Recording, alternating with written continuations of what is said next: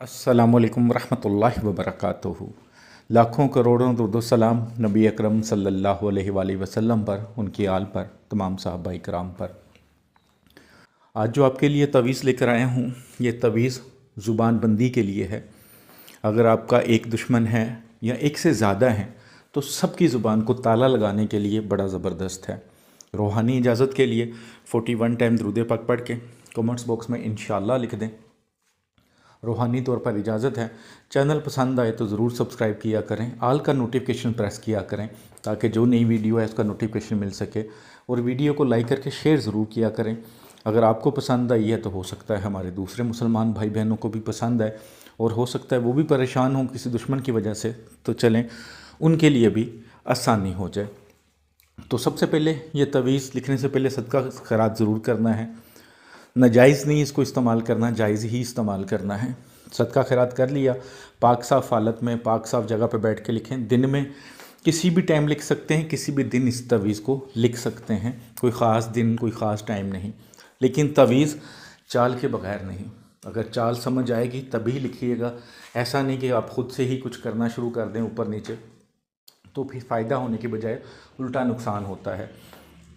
किताब के तवीज़ दिखाना आसान होता है, लेकिन उनको इस्तेमाल करने का तरीका और उसको बनाने का तरीका आपको आना चाहिए, तभी फ़ायदा होता है। जैसे आपके सामने है, ये तवीज़ है, 9 खाने हैं और चाल के मुताबिक आतशी चाल है।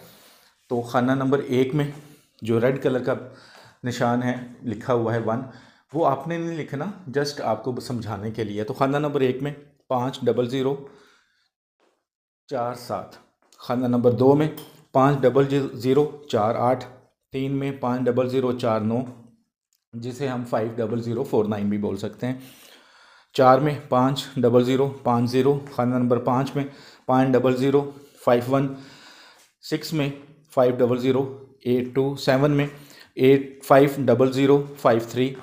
8 में 50054 और 9 में 50055। ठीक है, उसके नीचे जो जो दुश्मन है, ठीक है, सबसे पहले लिखें दुश्मन का नाम बिन माँ का नाम। अगर औरत है तो नाम बिनते माँ का नाम। अगर ज़्यादा है तो नाम एक लिख लिया, बिन माँ का नाम लिख लिया, छोटा सा डॉट डालें दूसरा। जितने नाम लिखना चाहें लिख लें। फिर उसके नीचे उसके आगे लिखें बिस्तम ज़ुबां। बिस्तम ज़ुबां अकल व होश। ठीक है, बिस्तम ज़ुबान अकल व होश, बस ये लिख दें। इस तवीज़ को कंप्लीट कर लें। ब्लैक कलर का पेन होना चाहिए, स्याही ब्लैक होनी चाहिए, यानी कि तो मार्कर हो, पॉइंटर हो, लेकिन खूबसूरत करके लिखना है। अब आप पहले ही देख लें कि कितने दुश्मन हैं। ऐसा नहीं हो कि 3 नाम लिख दिए, तवीज़ को बना लिया, फिर याद आया एक नाम तो रहता है, तो फिर कोई काट के नाम बनाने की कोशिश करें। ऐसा नहीं है।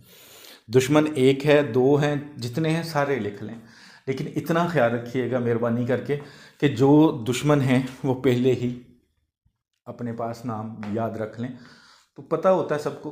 तो एक बार इस तवीज़ को लिख लें। तवीज़ का इस्तेमाल कैसे करना है, अच्छा, ये तवीज़ आपने बना लिया, तो अब इस तवीज़ को फोल्ड करें, इसके ऊपर मोम जमा कर लें, टेप कर लें। उसके बाद चमड़े में बना के इसे काली डोरी के साथ अपने गले में डाल लें।